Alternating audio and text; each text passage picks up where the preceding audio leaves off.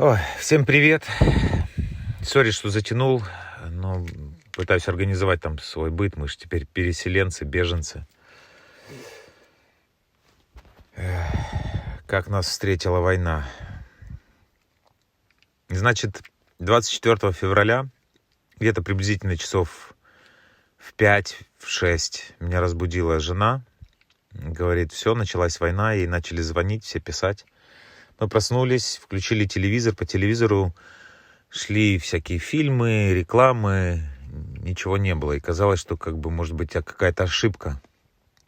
А часов в 7 утра мы услышали первые вертолеты, которые садятся на Гостомельский аэропорт. И прям слышно, что они садятся. Началась стрельба из автоматов. И я понял, что все-таки это не ошибка. Это действительно происходит. Потом часов в 9, наверное, в 10 утра начали летать истребители. И конкретно гасить их там, все эти вертолеты. Прямо над нашими головами. У меня дом в 3 километрах от аэропорта. И прямо это над нами летало, они выпускали ракеты. Было страшно. Но, если честно, тогда был тихий день. То есть тогда было не так страшно, как позже. Мы побежали к соседу, у него был подвал большой. Спустил туда всю семью. У меня было 4 ребенка. У меня от первого брака ребенок, от второго брака 2 ребенка. Плюс друзья были с детьми, родители, брат с женой.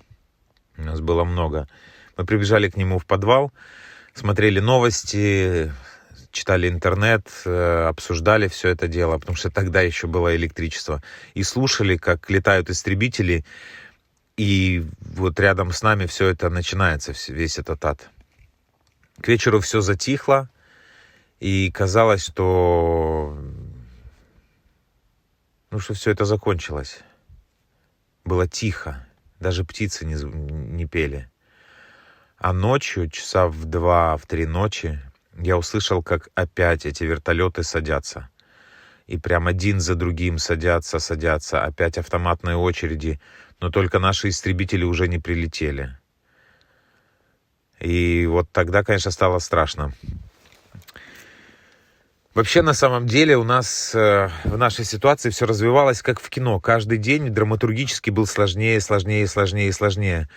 Если во второй день войны мы с отцом... У меня дом в Буче, у родителей живут в Гостомеле. Там между нами буквально 15 минут пешком ходить. Мы сходили к ним, забрали еду, которая была, забрали документы, забрали одежду какую-то.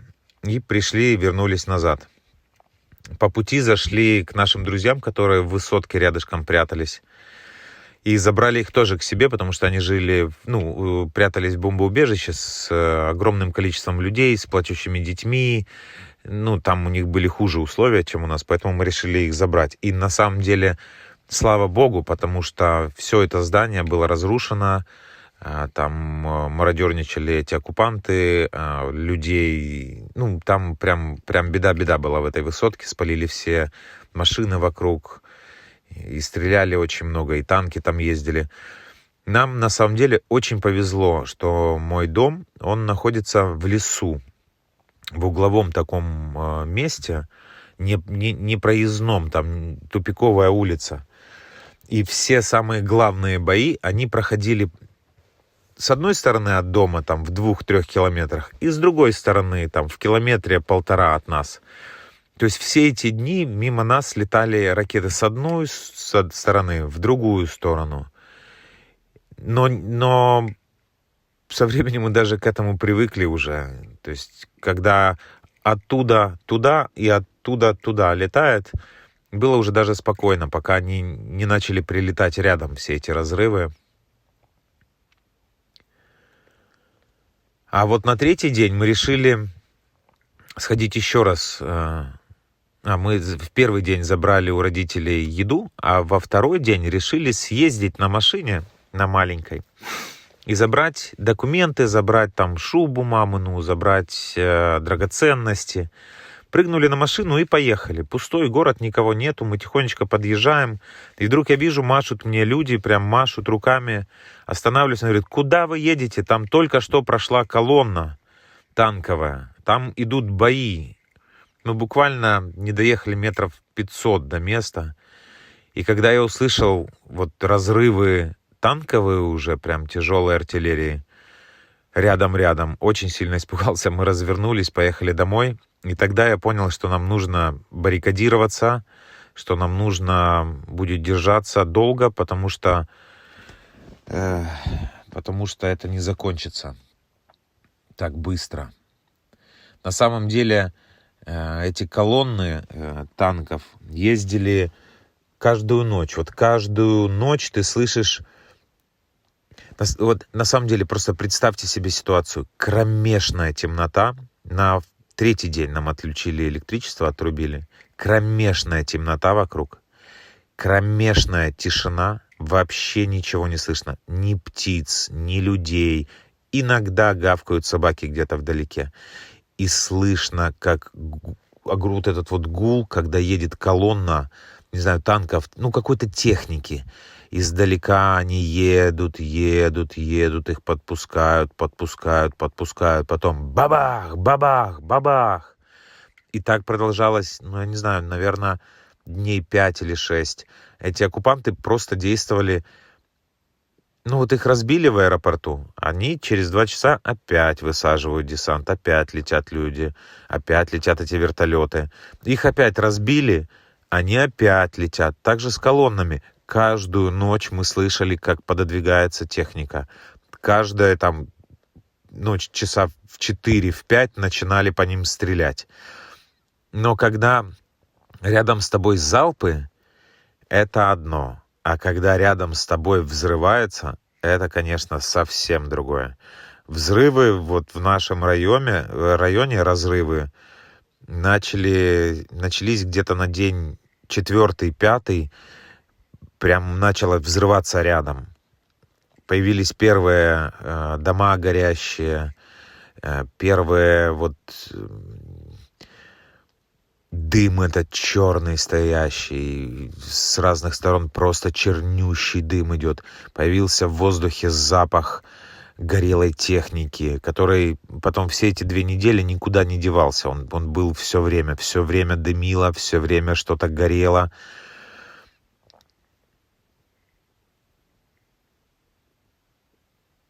А потом у нас начали ходить вокруг эти товарищи. И был один день, когда стрельба была только в одну сторону. То есть это был не бой, а просто расстреливали людей. Никто им не отвечал. Там одиночный автоматный, там чуть-чуть... На той улице кого-то расстреляли, на этой улице кого-то расстреляли. Это было очень страшно. То есть ты понимаешь мозгами, что это не бой с военными и не с теробороной. Это просто убивают население. Просто мирных жителей расстреливают, которые не открывали двери или что-то там им говорили. Это было стрёмно. Это было прям очень стрёмно. А на следующий день у нас, правда, все развивалось по спирали, по драматургической спирали. Каждый день был все хуже и хуже.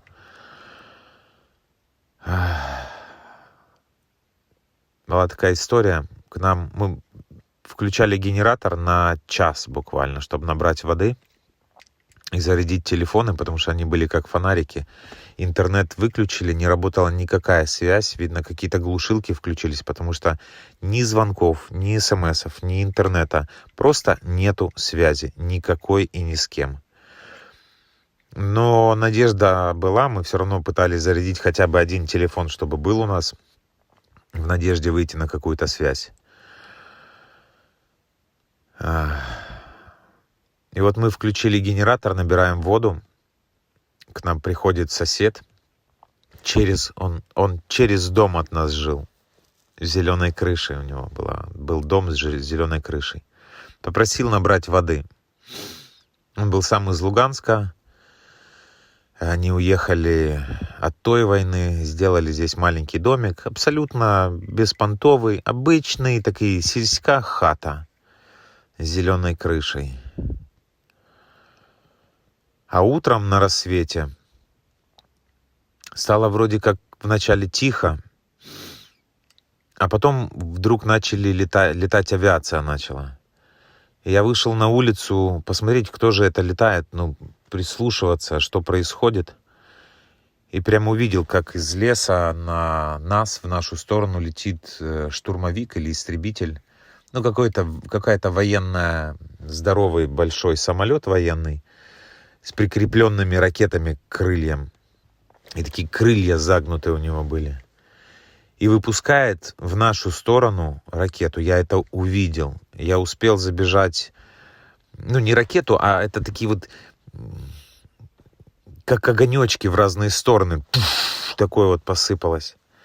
Я успел забежать в дом, крикнуть всем лечь на пол, потому что в доме были и дети, и родители. Все отогревались. Отопление же тоже электрическое у меня.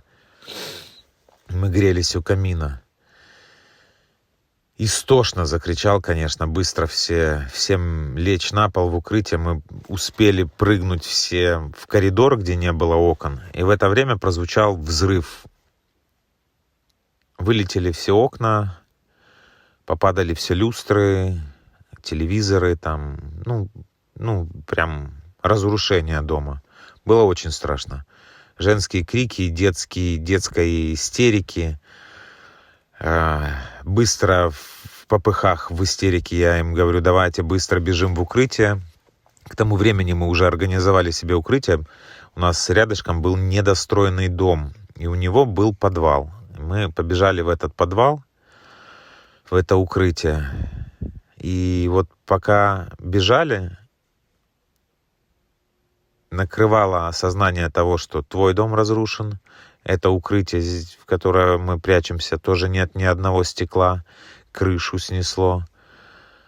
Но когда эти самолеты улетели, я вышел и увидел, что вот в этот маленький домик с зеленой крышей, хозяева, которые приходили вчера вечером ко мне набрать воды, в него было прямое попадание. И выжить там, просто руины, там жесть вообще. Обыкновенный мужичок с женщиной лет под 50. Обычные люди, которые убежали от войны, но война все равно их нашла.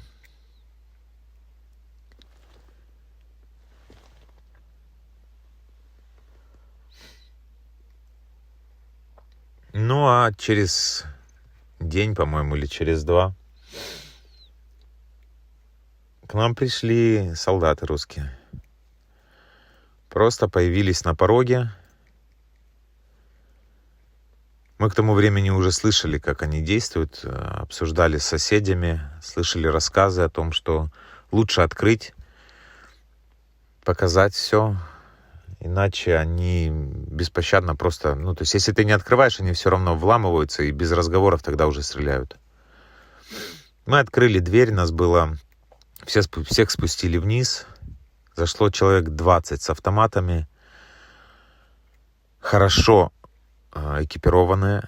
Когда сейчас показывают фотографии, как экипированы русские, я не верю им, потому что я лично видел, что у них есть спутниковые телефоны, у них есть приборы ночного видения, у них есть у каждого автомат с оптическим прицелом, у них есть РПГ, прям они очень хорошо экипированы. Бронежилеты, которые не только на тело, но и на ноги, на паховую область.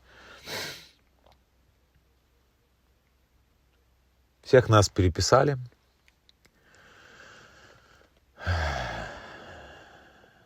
Дети очень испугались. Но надо признать, что поступили как взрослые. Они не плакали, они ничего не говорили, они просто молча смотрели в пол. Один из них меня узнал, говорит: «О, это ты, Я говорю, да, орел и решка, вот так вот. Говорит, ну даешь, у меня жена от тебя в восторге. Дай мне интервью, говорю, дай мне автограф. Ну что делать? Улыбаемся и машем. Это может спасти мою жизнь и жизнь моей семьи.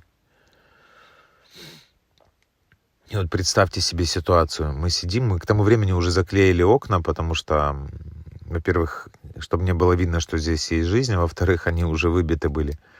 Заклеили темной пленкой. И поэтому темно в доме. Я нашел какую-то бумажечку, листик, сижу на коленке, пишу, а самого аж трусит, просто аж трусит. И он подходит ко мне, направляет автомат и включает свет на этом автомате. Помогает мне, чтобы я видел, чтобы мне легче было давать автограф ему. Сука.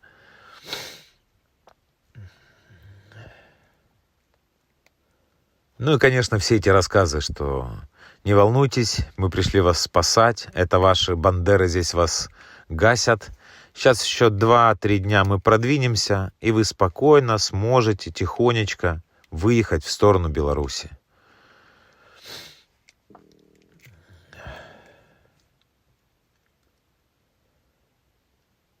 Было очень стрёмно, если честно, было очень стрёмно.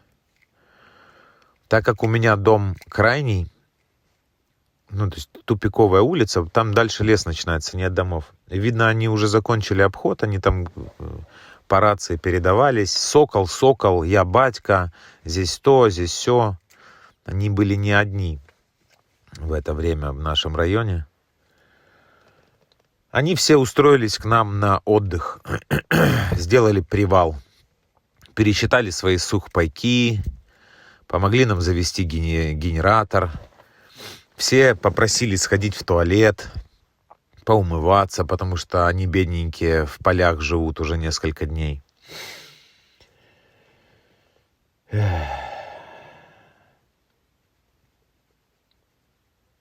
А потом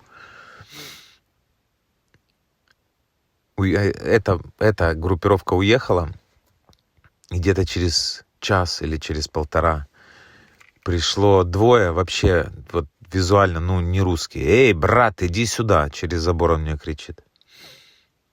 Я говорю, вы кто такие? Говорит, это мы, наши приходили к тебе, это свои. Наши сегодня с тобой разговаривали. Я говорю, что хотите? Он говорит, а есть еще кофе? Я говорю, нет, чуваки, уже все, генератор выключили, все. А хлеб есть? Я говорю, ну вы смеетесь, мы неделю уже живем здесь, или 8 дней это было, или 9 уже дней. Живем здесь в подвале, о каком хлебе вы говорите? Он говорит, ну ладно. А я говорю, завтра заведем генератор, вот услышите, что завели генератор, приходите, будет кофе. Если доживете, суки. И он такой, ну ладно, тогда вот передай детям, и дает нам шоколадку. А уже потом мы с соседом своим обсуждали о том, что они вломились в дом одного из соседа. Ну, там через 2 дома от меня раньше. И вынесли оттуда все. Еду, вещи, ну, какие-то коробки прям выносили. Нашли там эти шоколадки и дали нам. На это, говорит, детям с барского плеча. У меня сосед, он охотник, такой обеспеченный человек, он охотник, коллекционер, коллекционирует оружие. У него было классное, красивое коллекционное оружие, резное там, оптический прицел Сваровский, ну прям вот коллекционное, дорогущее оружие. Естественно, они все это забрали. И у нас тоже искали оружие, искали вот эти вот коктейли Молотова. Говорят, что если говорили, что если находили, то расстреливали всех без разговора. Слава богу, мне хватило ума. У меня к тому времени было 4 ребенка, плюс брат младший, который в свои 20 лет все равно еще не взрослый мужчина. Ну, короче, целая семья женщин, детей. И мы решили, что мы не будем делать эти коктейли Молотова, потому что мы не сможем ими защититься от армии. И, наверное, это нас спасло, что у нас не было. Так, про соседа. Они вынесли все его оружие, полностью все, и оставили для защиты одно помповое ружье. А нам сказали, что вы смотрите, сейчас вот мы тут освобождаем, но ваши вот эти убийцы-бандеры, которые здесь ходят, они же начнут мародерничать. Так вот, для вашей защиты этому соседу мы дали оружие. Так что, если что, у него есть оружие, чтобы вас всех защитить. Хотя сами, суки, вынесли всю коллекцию.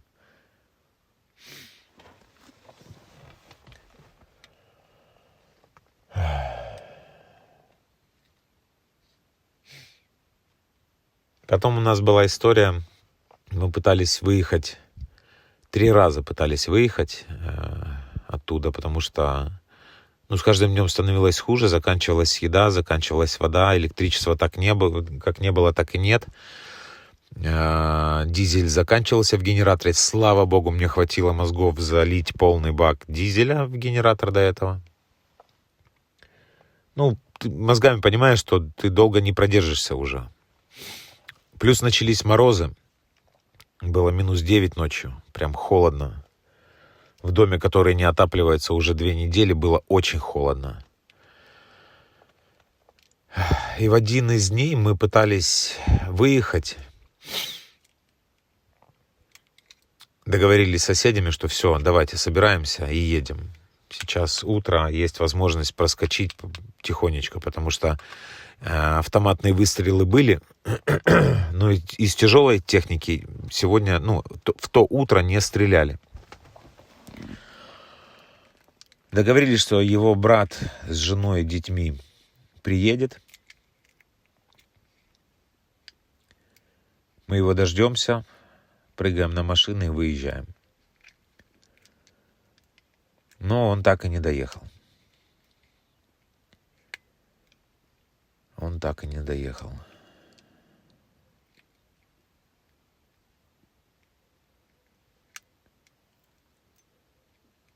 Пиздец, конечно.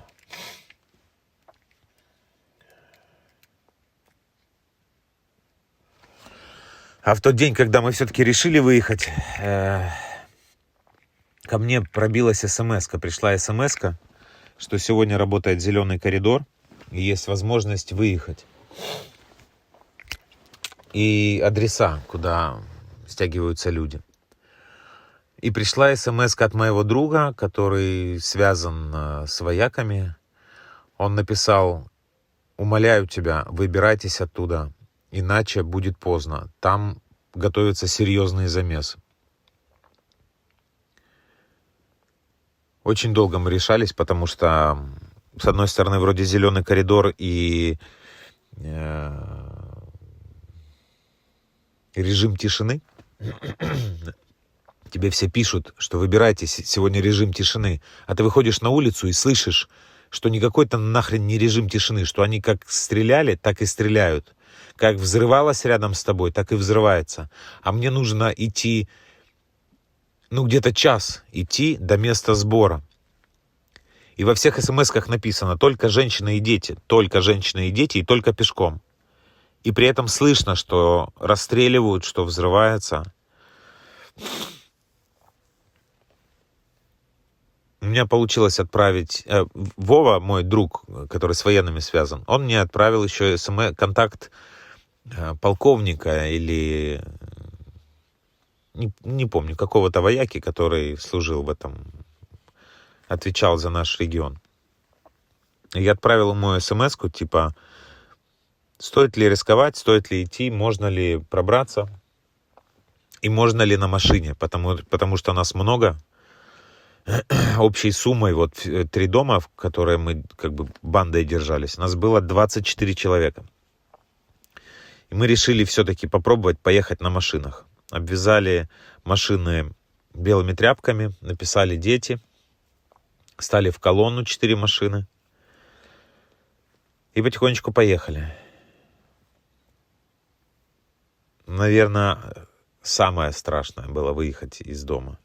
Потому что когда ты уже организовал себе бомбоубежище, когда ты уже придумал, как готовить еду в камине, когда ты организовал себе, как кипятить воду в камине, когда ты знаешь, что у тебя здесь какой-никакой, но безопасный уголок, а вокруг, через одно здание уже сгорело, ни одного здания вокруг уцелевшего нет, так что вот просто стояло, как и стояло. Все разрушено. Страшно было выезжать. Но мы решили, потому что 50-50. Доедем или не доедем. Но если здесь остаться, то это уже не 50-50, то это 70/30. 70, что ты не выживешь, потому что просто истребление города началось. Притом истребление жесткое, прям они бомбили по обычным домам, просто обычным домам. Я со второго этажа своего дома видел, как они из танков стреляли по высоткам. Просто, я не знаю, тут, может, я не видел, может быть, там какие-то бандеры сидели, блядь. Но просто гасили по жилым домам. Мы решили попробовать.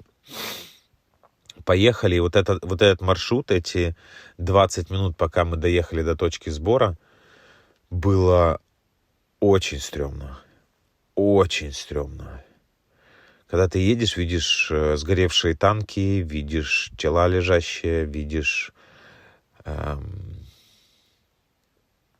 вообще все эти разрушения. Когда просто слышишь звук и видишь дым, это одно. А когда ты проезжаешь по своей родной улице, где ты на велосипеде с сыном катался, и видишь, во что ее превратили, это просто жесть, конечно. Это пиздец.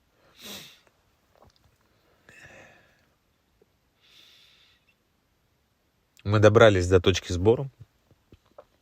Ездили русские на какой-то технике. Это вроде и не танк, и не БТР. Какая-то бронированная машина с пулеметом. С буквой В и с буквой З. Разное, видно, угрупование, блядь. А людей немерено. Огромное количество людей. Пешком люди сходят.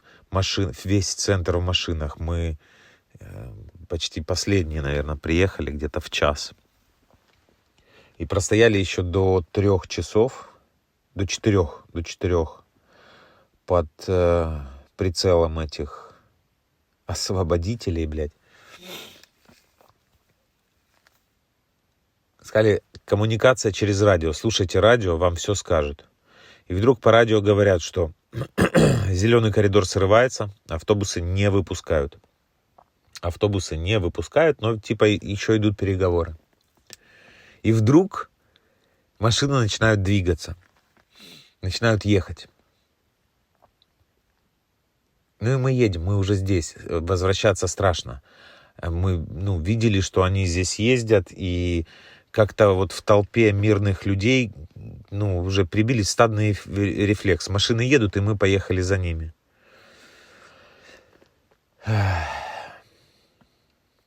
Мы ехали с 4 часов дня до часу ночи. В час ночи мы приехали к нашим СБУшникам, которые проверяли машину. И надо сказать, что это была самая вообще радостная встреча. Нам дали чай, нам покормили, дали кефир, какие-то сладости. И даже вот тебя вроде как и обыскивают, осматривают твои вещи на предмет того, чтобы ты был не диверсантом.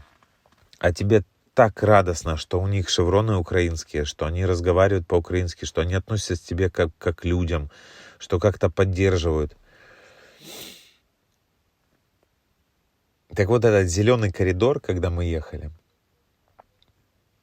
машин было, мы ехали где-то в середине, наверное, я не знаю, но машин было вот вперед сколько видно, огонечки от машин горят, и назад сколько видно, все в машинах. Мы ехали со скоростью, наверное, километра 3 в час, не больше, а то и меньше. а навстречу нам проехала колонна танков. Прям, ну, танки, БТРы, тяжелая техника прямо навстречу. Вот они едут по центру дороги, и колонна их объезжает. Люди выезжают на обочину, потому что они не свара. Они как ехали, так и ехали. И я думаю, что лично меня и мою семью именно это и спасло. Потому что они решили прикрыться мирными жителями, которые ехали, и подтянуть свою технику вперед.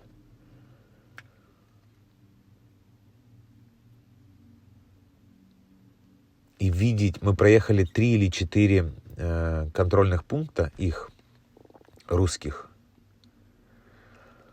Видеть, как они укрепляют. Вот жилой дом, идет дымочек. Там видно, что живут люди. А напротив закопан танк. И так закопан, что только дуло торчит. А там тоже жилой дом. 2 жилых дома, а между ними стоит танк. Прям между ними спрятался. И стреляет. Мы едем, а он стреляет. Туда, куда-то вдаль. Ну, к тому времени уже до такой степени все привыкли залпом. Все эти 2 недели, что мы там прожили, может быть, общей суммой, ну, часа 2, может быть, 3 было тихо. Все остальное всегда что-то взрывалось. Или залпы, или прилеты, или мимо тебя вот это...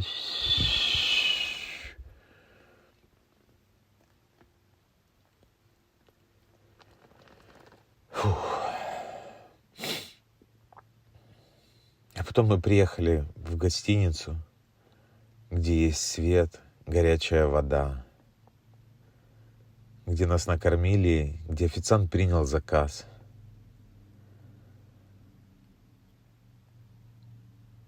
И ощущение того, что, бляха-муха, жизнь может быть нормальной, мирной, а не так, как у нас там было. Это очень сильно меня накрыло. Ну, где-то так. Если вдруг что, маякуйте, еще что-то расскажу.